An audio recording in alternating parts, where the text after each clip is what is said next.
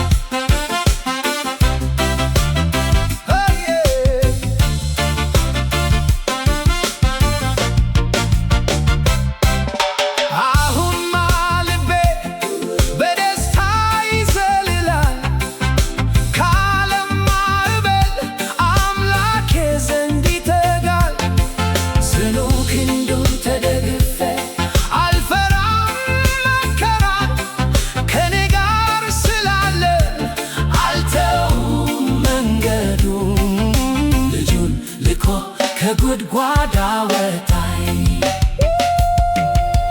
ሰማያዊ ደስታ ሰላምን የሰጠኝ። ሕይወቴን በሙሉ ላንተ ሰጥቻለሁ።